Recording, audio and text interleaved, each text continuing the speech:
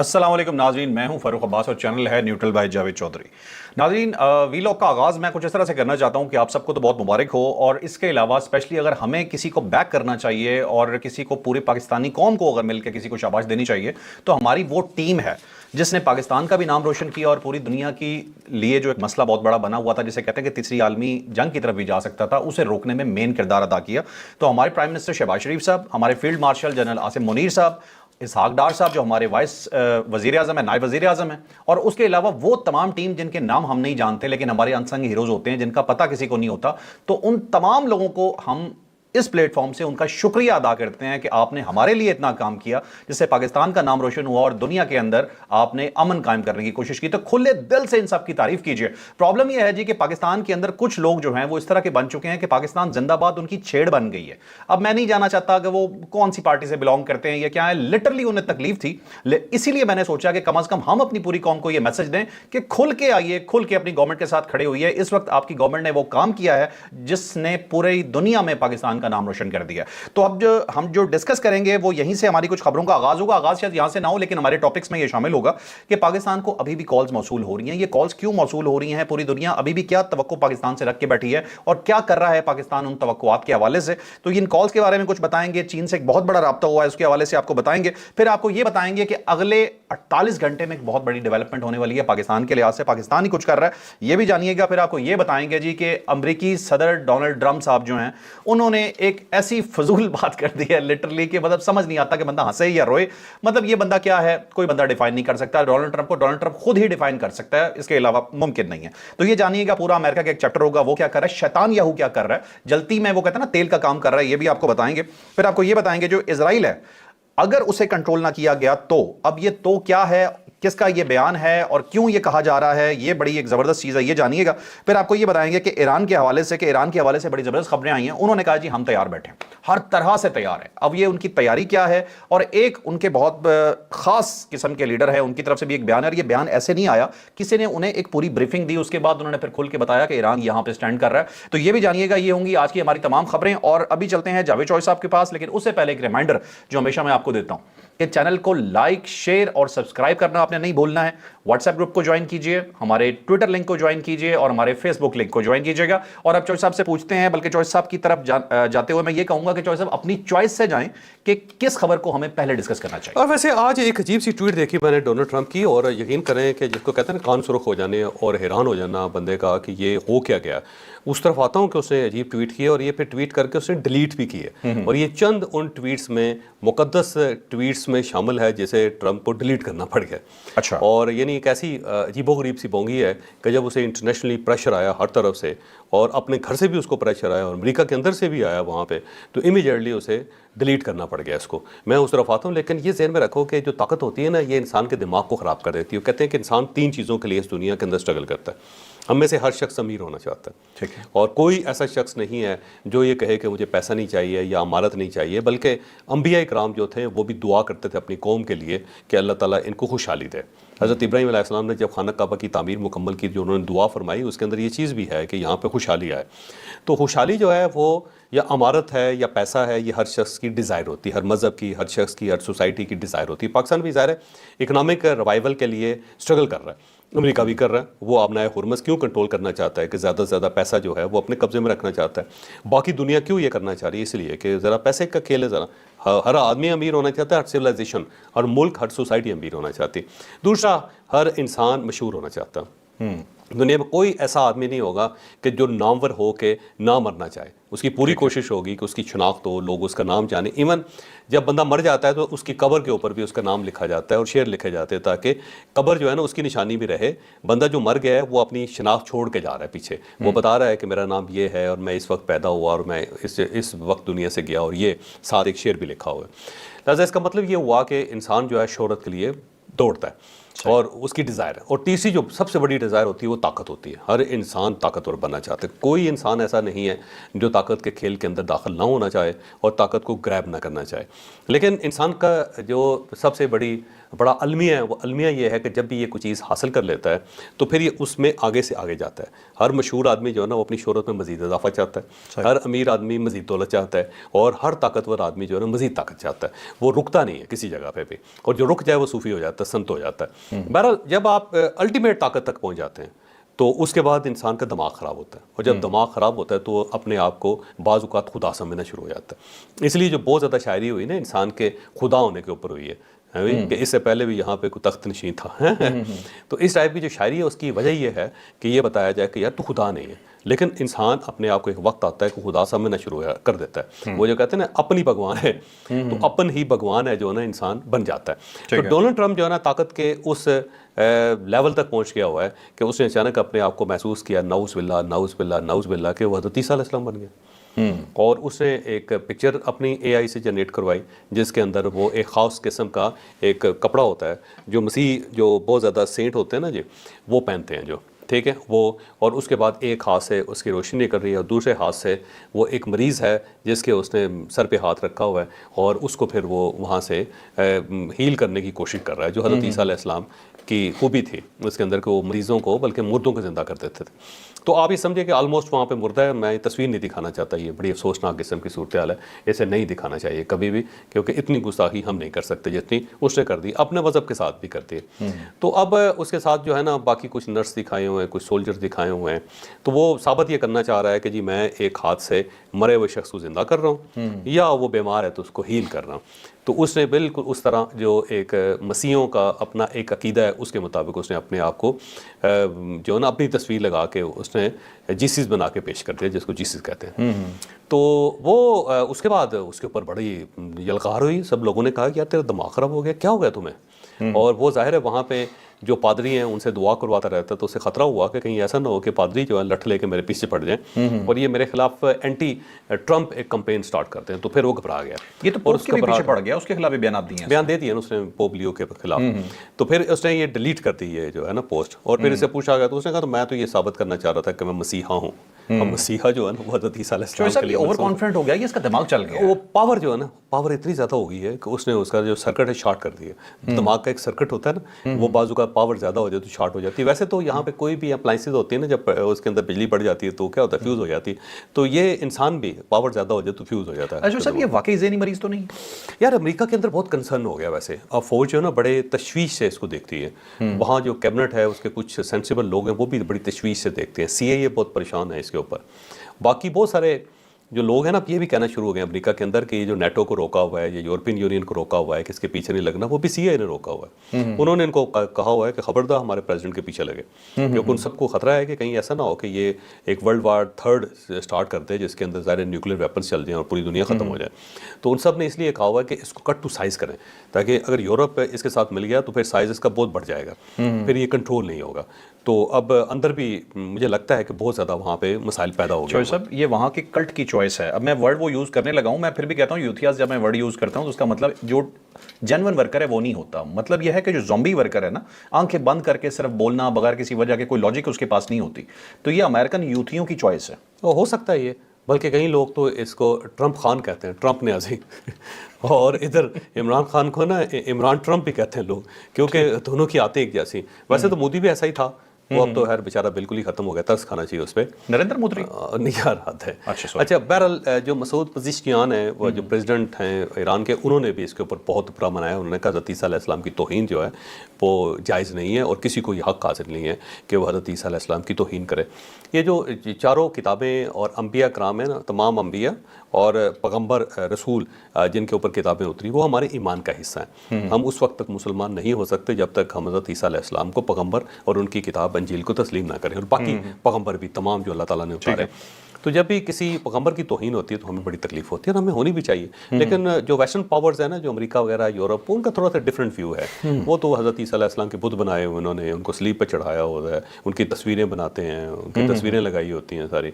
तो वो उनके लिए ये इतनी ख़ास चीज़ नहीं है, और तरह की सोसाइटी। लेकिन हम इतने मॉडर्न नहीं हुए और ना हमें होना चाहिए, हमारा ईमान है, तो हम ज़रा हज़रत ईसा अलैहिस्सलाम की तौहीन बर्दाश्त नहीं कर सकते। और ये अब मेरा ख्याल है पादरियों की तरफ से भी रिएक्शन आया, जिसका नुकसान जो है ये हुआ है या फ़ायदा ये हुआ है कि ट्रंप को अपनी ट्वीट जो है डिलीट करनी पड़ेगी। अब वो मेरा ख्याल है मज़ीद मसीहा नहीं रहा। चले जो साहब ये बताइएगा, ट्रंप का दूसरा बयान है कि ईरान के हवाले से वो कहता है कि ये बेताबी से डील चाहता है। ट्रंप ने कहा जी कि मुज़ाकरात के बाद, पाकिस्तान के अंदर जो मुज़ाकरात हुए उसके बाद ईरान से ہمارا رابطہ ہوا یعنی ایران نے ہم سے رابطہ کیا اور وہ بڑی بےتابی سے ڈیل چاہتا ہے، یہ ٹرمپ کہہ رہا ہے، اور اسے کہا کہ بہت ساری باتوں پہ سمجھوتا ہو گیا ہے، صرف یورینیم پہ اتفاق نہیں ہوا، ایران کسی صورت جوہری ہتھیار نہیں رکھ سکے گا، یہ اس نے کہا ہے، اور اس نے کہا کسی ملک کو بلیک میل کرنے کی اجازت نہیں دیں گے، یعنی ان کا خیال یہ ہے کہ ایران نے اگر نیوکلیر بم بنا لیا تو بلیک میل کرے گا، جبکہ بیچارہ اپنی جان بچائے گا اور کیا کرے گا، اس کے بعد پھر اسرائیل حملہ نہیں کر سکے گا، امریکہ حملہ نہیں کر سکے گا، اتنا سا اس کا ہے، اسے کون سا چلانا ہے، اور چلانا ہے تو کہاں چلانا ہے، کیا امریکہ بھیج سکتا ہے، کیا اسرائیل کے اوپر پھینک سکتا ہے؟ نہیں،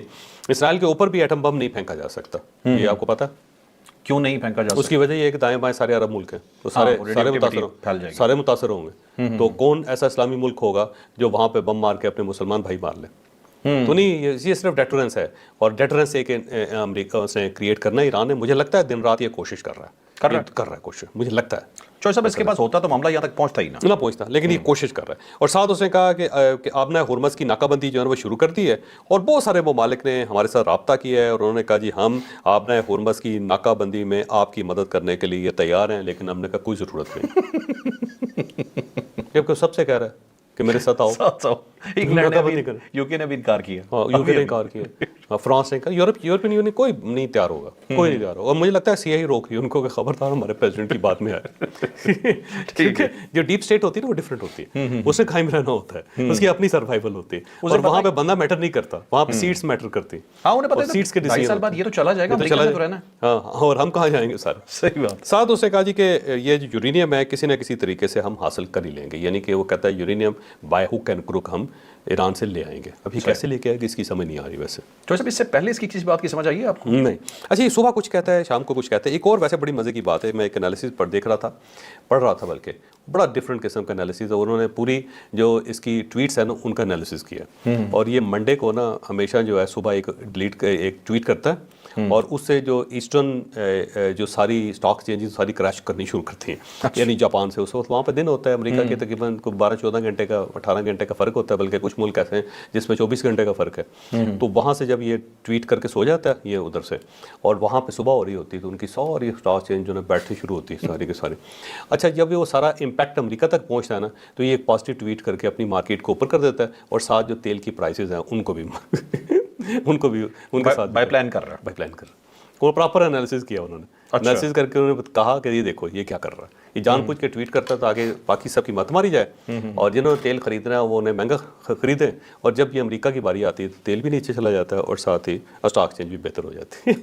ٹھیک ہے چلیں اب چلتے ہیں نیکسٹ خبر اسی چیپٹر کی، وہ ہے جی شیطان یہو کے حساب سے دنیا میں اگر کوئی گند ہے، ریئلٹی کے اندر کوئی شیطان ہے تو وہ یہی آدمی ہے جس کا نام شیطان یہو ہے۔ سنڈے جو پچھلا بھی گزرا ہے، اس سنڈے کو اس کے کیسز اوپن ہونے تھے، اب اسے پتا تھا کیسز اوپن ہونے، اسی رات کو ایک رات پہلے اس نے کیا پنگا کیا کہ اس نے بیانات دینے شروع کر دیے ترکی کے خلاف بیانات آئے، اور ترکیہ چڑھ گیا اس کے بعد ان کے اوپر۔ اب کیا ہوا، معاملہ کھڑا ہو گیا، پھڈا کھڑا ہو گیا، پھر جا کے ریکویسٹ کرے گا سپریم کورٹ کو اور کہے گا جی میرے کیسز نہ اوپن کرو، اور سپریم کورٹ کا چیف جسٹس اس کا اتنا خلاف ہے کہ جب وہ نریندر مودی صاحب کو جب اس نے بلایا تھا اور وہاں جپیاں سے ڈال رہا تھا تو اس کی ملاقات میں اس نے چیف جسٹس کو بلایا ہی نہیں تھا، اس حد تک وہ بندہ اس کے خلاف ہے، یا یہ اسے اتنا ڈرتا ہے۔ تو اب گندی گالی آئی تھی منہ میں دے نہیں سکتا، ابھی یاہو صاحب نے کیا کیا یہ بتا دیں۔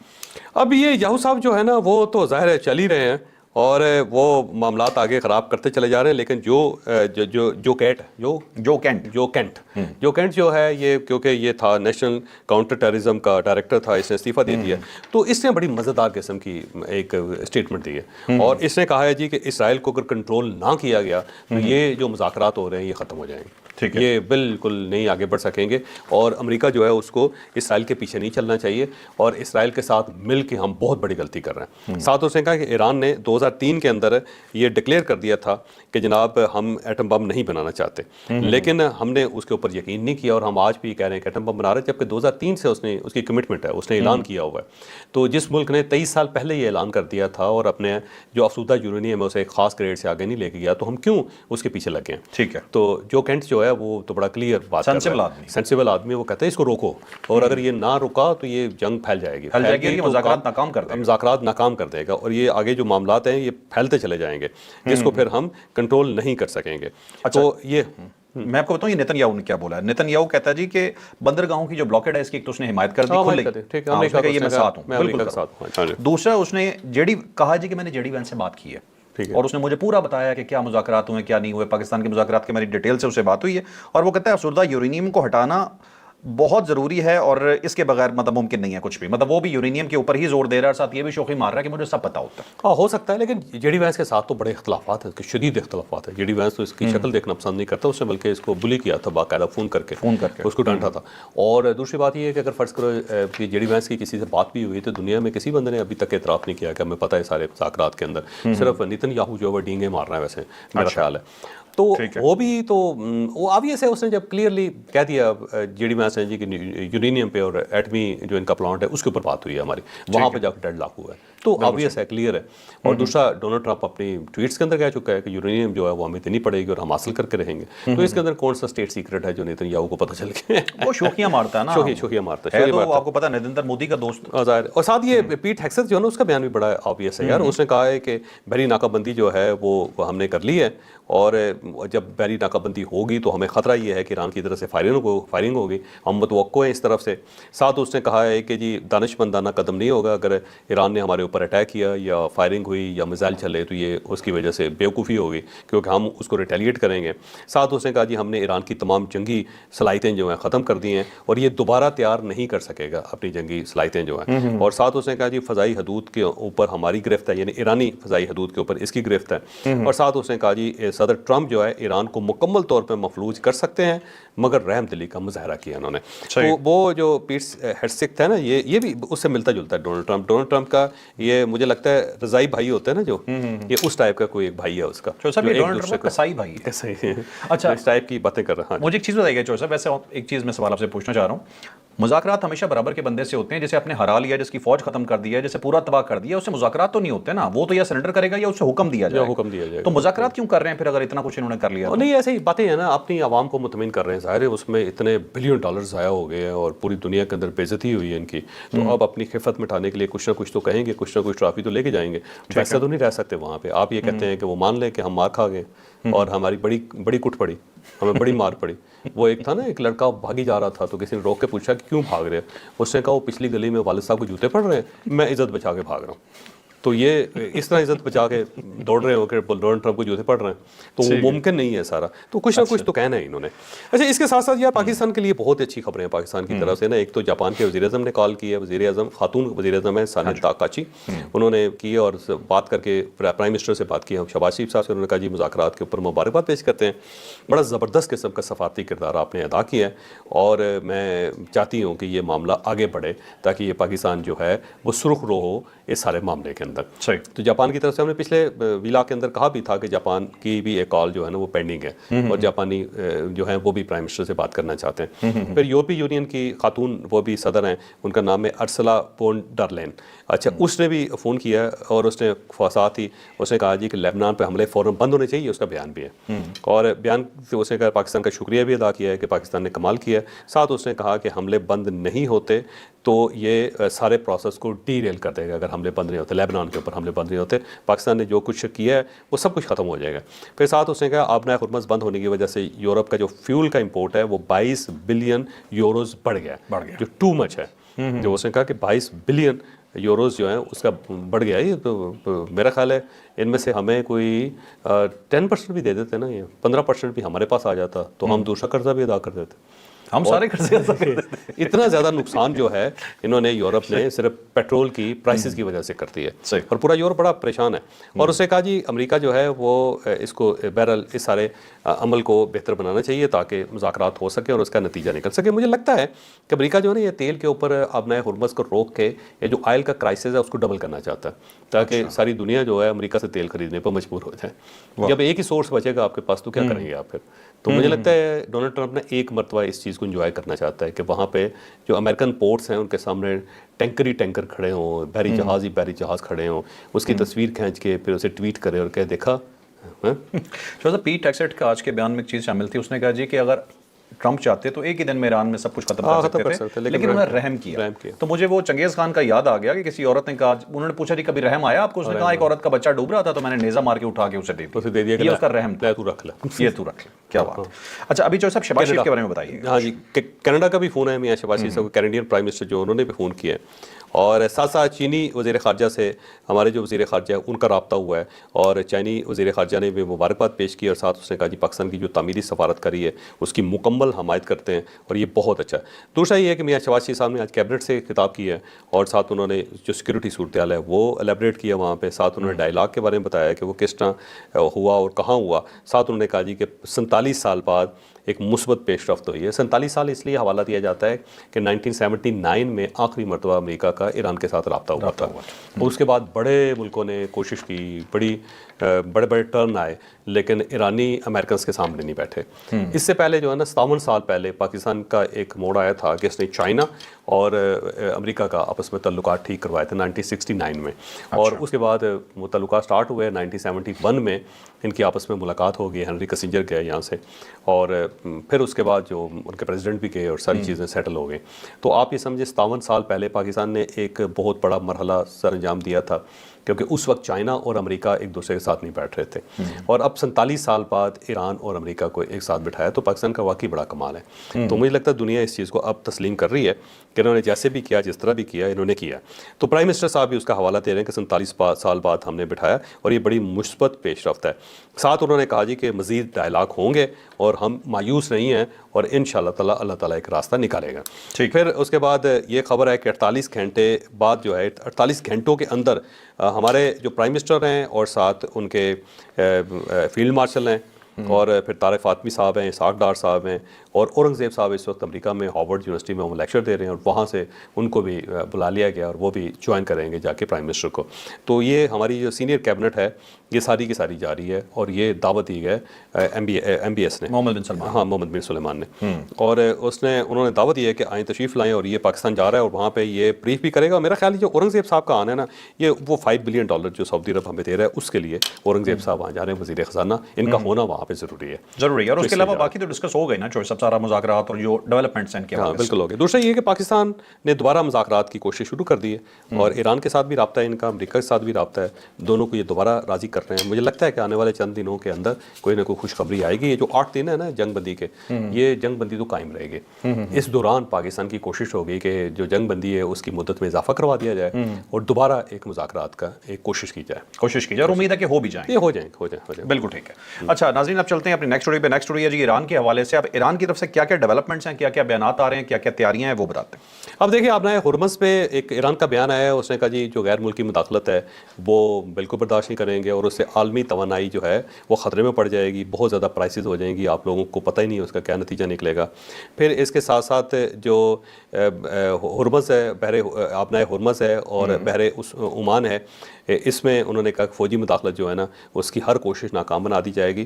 آپ نہ عمان کے قریب جا سکتے ہیں اور نہ آبنائے ہرمز میں داخل ہو سکتے ہیں. یہ ذہن میں رکھیں کہ یہ جو ہے نا عمان ملک ہے, یہ اس کی بڑی جو لوکیشن ہے بڑی زبردست قسم کی ہے. ایک تو سعودی عرب کے ساتھ یہ چلتا ہے, آگے جا کے یہ جتنی اسٹیٹس ہیں دبئی کے ساتھ اور شارجہ کے ساتھ مل جاتا ہے یہ, اور یہ آبنائے ہرمز سے بالکل پیچھے ہے. یعنی یہاں سے جو بھی جو بحری جہاز گزرتا ہے وہ یہاں سے ہو کے آبنائے ہرمز کے اندر داخل ہوتا ہے. تو اگر آپ نے آبنائے ہرمز میں داخل ہونا ہے تو آپ نے عمان کے ذریعے جانا ہے, اور اگر آپ نے وہاں سے نکلنا ہے تو تب بھی آپ سب سے پہلے عمان کے پاس پہنچیں گے. اور دوسرا یہ ہے کہ ریڈ سی کی سائڈ سے بھی ہے, یہ تھوڑا سا ایسا کر کے نا ایسا, اور اس سے آگے یمن سٹارٹ ہو جاتا ہے, اور یمن کی جو باب المندب ہے نا یہ اس سائڈ پہ ہے, اور یہ اس کی لوکیشن بڑی مزیدار ہے. اگر آپ اس کو دیکھیں نا کبھی ٹریک کر کے عمان کو, تو سلالہ اس کا ایک اور شہر ہے, وہ سب سے پرانا قدیم شہر جو نا سلالہ ہے, یہ کبھی یمن کا حصہ ہوتا تھا.